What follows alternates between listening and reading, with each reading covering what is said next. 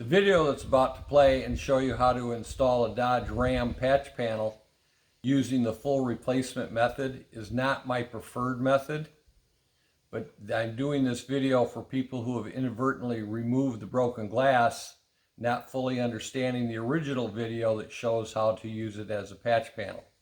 It is my opinion that this part works much better as a patch panel and is much easier to install. That being said, I've created this video to help with instructions on how to properly install the part if the glass has been removed. It is not my recommendation.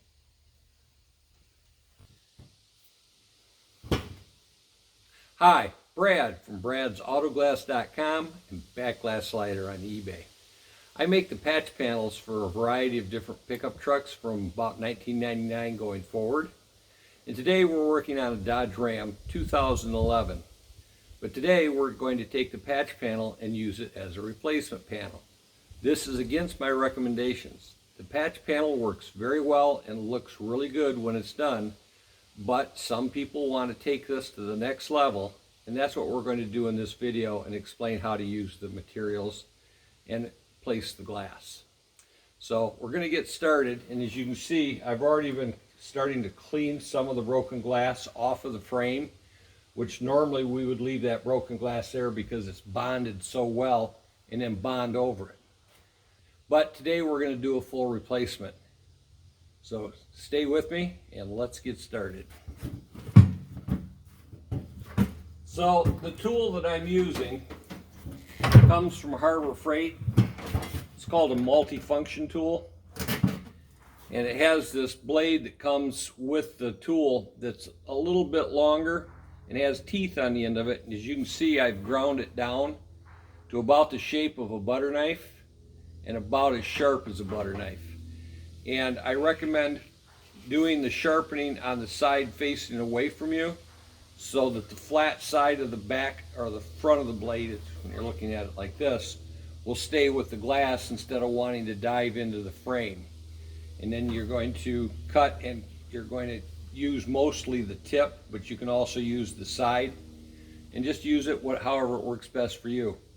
I have had people tell me that they've used a wood chisel or they've used a screwdriver that they sharpen to remove this. I tried that. I don't recommend that. So let me show you how this works.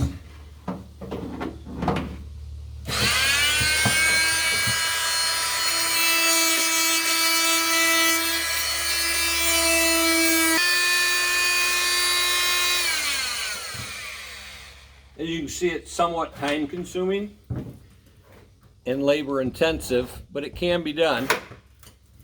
And when you get to going along the side here in the thinner spot, the blade's going to want to try and poke through the glass and come out the other side and scratch the body. You can see it out here. You want to be real careful and keep the blade back so that you're not hitting the body. Now what you're going to do is you're going to scratch the paint, and when you do that, the primer that comes in the kit that you're going to use anyway is also got a rust inhibitor in it, and I'll show you how to apply that and clean it up and keep a nice clean line so that it doesn't look too bad. So I'm going to continue. I'm going to shut the video off and I'm going to continue and clean this up, and I'll come back periodically and show you my progress.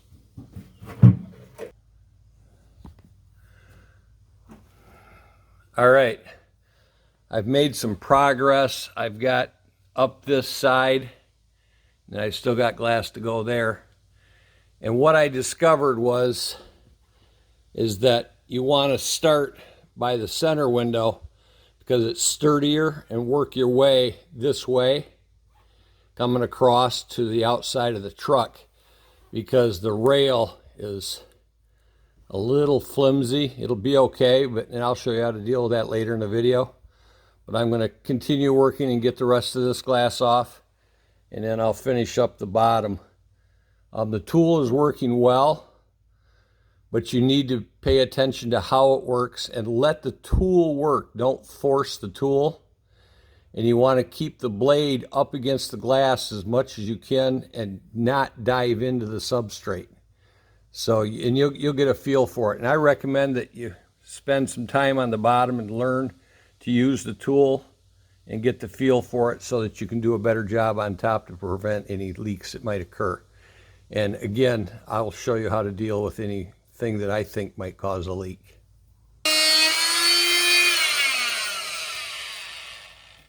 And there it is. Okay, so I've got the top all finished off. You have to run the blade down here a little bit. You could also use a utility knife and make sure you cut this. I'm going to come back with a utility knife and give myself a nice straight edge. Now, one of the things you have to be concerned about is any place there would be, like I call a reed or a flap. And you can see out here I've got some flaps. And what I found was the blade gets hot enough when it's going across it. Now you can see what I was doing there. And what I'm doing is smoothing it out. Because if you leave any of these little things like that right there behind, that's a spot for water to get through. You just got to be careful and clean it up. And the only place you really need to be concerned is across the top and down the side. And if you're going to seam it from the inside, you don't have to worry about it at all. I don't recommend seaming it from the inside. Just smooth this up so that there's no rain channels. On the bottom, you don't have to worry about it because water runs downhill and there's a drain system built into the slider already. All right, after about 30 minutes, I've got it all cleared out, and you can see what I did here. I'm going to explain some stuff that we did. But you can see where I've went across here with the blade and got it hot and got everything nice and smooth so there's no channels that might run water. And you'll notice around the outside edge there's a black rubber, and on the bottom I wasn't able to save that rubber, so it exposed that edge. And you can see more over here what it did right where the slider meets. Now this isn't going to cause any problems, I just want you to be aware of it. And this area here, I'm going to have to go in and get in there with my razor knife and make that nice and straight. It's hard to do with the tool and it jumping around. I didn't want to damage anything. So with a sharp utility blade, I can straighten that up. And then we're going to glue to this and to this, and all the rest of the black area is where our primer is going to go, or where our primer and urethane are going to go. All right, so I finished cleaning everything out, and I took a razor knife, a brand new sharp utility knife, and I cleaned this area here up real good without cutting too deep because we don't want to create a channel for water. But I've got it nice and straightened up on top and on bottom. And then in this piece of glue that was here, I cut a notch. Come in a little closer. I cut a notch out here so that any water that gets behind here will have a place to drain out. In the factory slider, that notch is built in, so I had to recreate that so we don't trap water. So once you've prepped this opening, cut these pieces, you're going to take the brake clean and a paper towel, and you're going to go around the outside edge and clean that all up real nice so that we can take our primer, which comes with my urethane kit. And you take this primer and you put it on a surface and you push down and you twist it, and the sponge will fill with black liquid, and I'll show you that in a minute. You're going to take this sponge and you're going to paint this edge right here where you marked it up or may have marked it up. Any place that you knocked the paint off, touch up with this. Do not worry about getting this on your factory paint. If you don't have factory paint, test your paint before you do this and test to make sure that brake clean won't affect it. But this can be dry for an hour and you can clean it off with brake clean. That's the beauty of this. Then once you've painted that surface around the window, take and all of this plastic that we have bared has to be primed so that the urethane will stick to it. And once that's primed, you'll be ready to install. Now you should do this 5 minutes prior to running the urethane, but there are some things you want to do first, and one of them is you want to, and you should have already done this. So I didn't say it in the early part of the video, I'll say it now. When you get your part that's stamped on the outside of the box next to the staples, which ones to remove and which ones not to remove. remove only the ones that it asks you to carefully and save those, because if this is the wrong part and you need to send it back, you need to be able to put it back in the box and have it be secure so it'll get back to us safely. So knowing that the part fits, we want to just put it up here and see how we did. And I've got a little more gap over here than I'd like, but that's okay because we're going to fill that with urethane. And this piece looks really like it's going to fit really well. Now we need to take our clamps, which I have the Home Depot clamps, and clamp this up in place. Now I'm going to get it right up where it belongs. And then on the bottom, I'm sorry I didn't show you this, there's a plastic cover on the seat belt, and you can take a screwdriver, I've already loosened it up, you can pop this loose and flip this over so we can get our clamp on there. You can put that on afterwards from the inside. So taking the clamp, I can go right through there and get a hold of that. And then I'm going to clamp the top.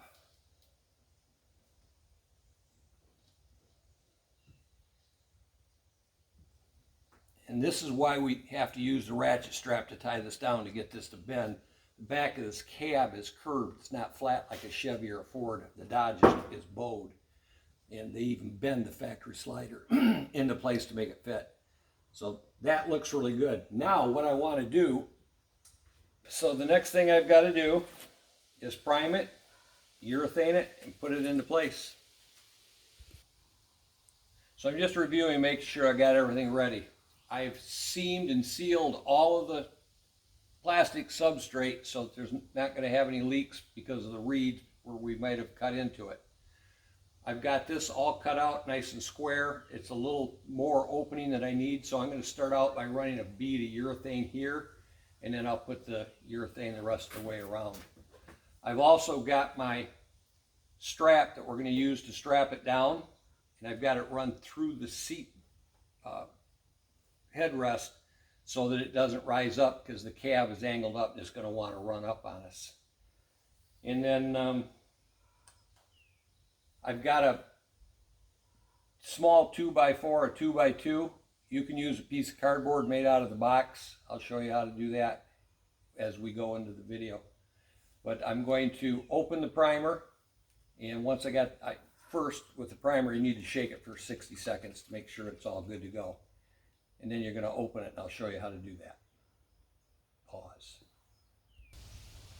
So I cut this out of the cardboard box, and I've kind of pre-prepped it. But the flutes, or the direction that the cardboard is going this way so that you can roll it, because if the flutes are going this way, you can't roll it. So after doing that, paying attention to the way you did that, I'm going to fold this over itself.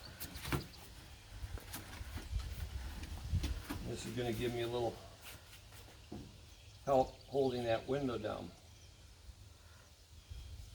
Make sure you have 2-inch blue painter's tape so that you can do this, and you can tape the window, and I'll show you that in a minute. Pause. All right, I have shaken my primer vigorously. I have my wedge, I have my 2-inch tape, I have my clamps. These are the Home Depot clamps, they work really well. I've got the window ready, I've got the seal on the window, the ratchet straps in place, everything's prepared in the opening, we're ready to go. So what you do is you take this and you push it down on a surface.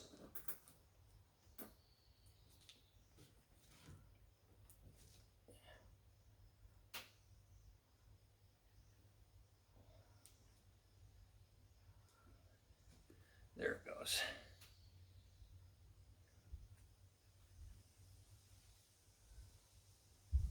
Now remember what I said about cleaning this up. I'm going to get some of the wet stuff out of here.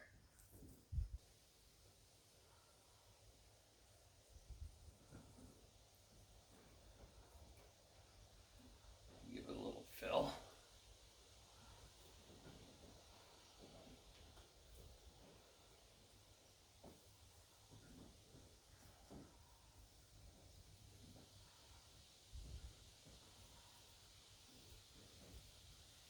I'm squeezing the tube a little bit to get it wetter.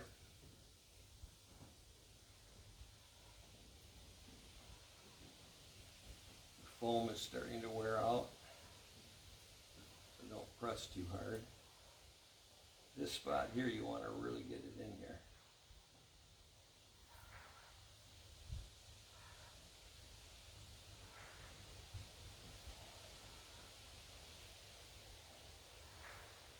Okay, I've got everything primed, and I've got this scratch right here. See how I'm using the brush? Putting it on there.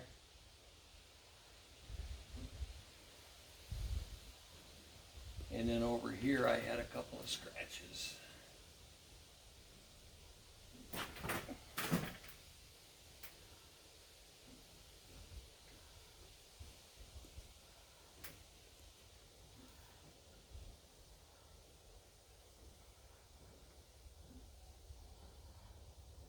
If you're a professional auto glass installer and you're watching this, I know what you're thinking right now. And you might want to think about this after you see what I'm going to do. So I'm going to take this paper towel.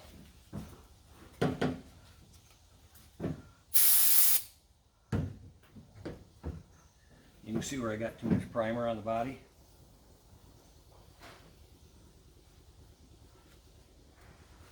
And wipe it off, and you'll create a nice clean edge. I scratched it pretty good, so I'm going to leave that alone. I've got my urethane all prepped. Now, when you get the urethane, make sure that this big point, this big plastic tip, will fit in your caulk gun. I had to modify my caulk gun so that it would fit. Use this plastic point to open this tube because you want that exit to be as large as possible. And there's a little pop top on the back side. You have to pop that off. And then the gun that you can use, these smooth shaft guns, you can only use a smooth shaft. If it's got the ratchet, the old style, it go click, click, click, click, you cannot use it. It won't work. So I'm going to start by applying these spots right here where the most likely leak would occur.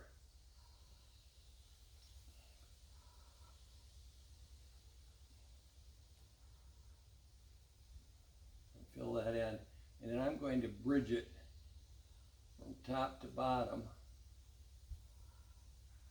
and I may even come back in and run that over the glass.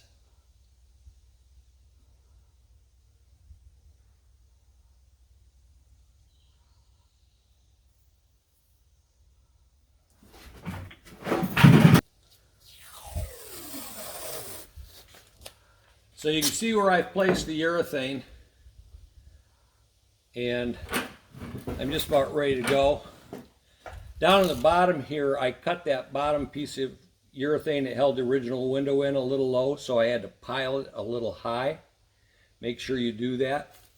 And then put yourself a piece of tape right up here like that, and then just fold it back so that you can hold the window in place. And then I'm going to take and put this in place.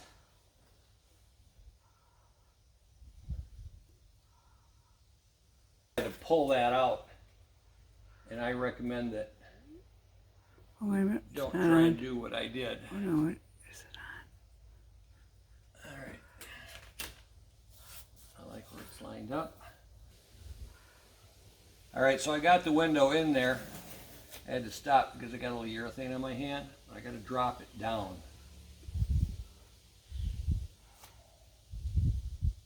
There.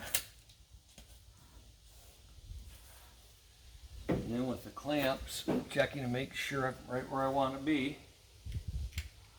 I'm going to reach in through here. I'm going to clamp that right down in place. You can see the urethane through the glass, so you know that it's doing its job. And then I'm going to clamp this top one. And you can see it squeeze good.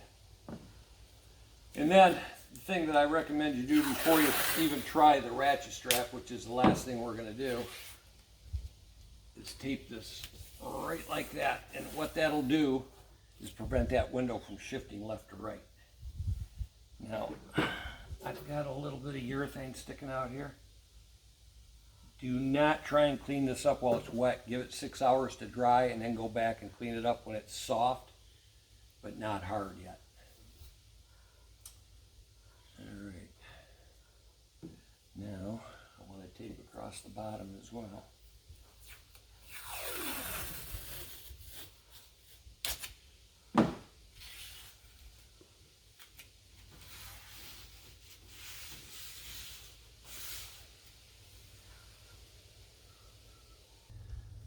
So I got the strap running through the underneath the headrest and through the open door on the other side. And I'm going to take this block right here, because remember I told you the back of the cab is curved. We have to pull this window down. And then the reason we put the blue painter's tape on the bottom and on the top is to keep this window from shifting when I ratchet this down. It's pretty good, but I'd like it better. Stop. All right, so the ratchet strap wants to be too high, so I took a rope, ran it through the door lock, over the ratchet strap, and I'm pulling it down so we get down across that corner more.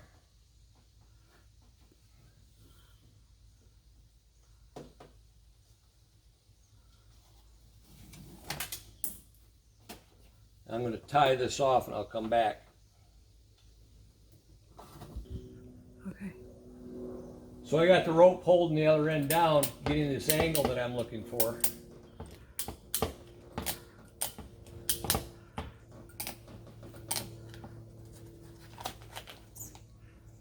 And you can see it get into place. And there we go. I like it. So it's in place. I can see that the urethane goes out. Push it in a little bit just to make sure there's contact. Then on the inside, those pieces, the channel, you want to give these black channels, go around the other side there. So that top channel, you can push on it, but it didn't move. So I think we're good. I got the strap coming down across the cab the way I want, so it's holding this corner good. I got my blue tape here so that the window doesn't shift. And after this is all dried and cured, tomorrow I'm going to come back and I'll finish showing you what you need to do to any cleanup or anything. So that is the unapproved method. I prefer to use the patch. And with the patch, you get almost as good a result. And I think it looks really good, and it's a lot easier.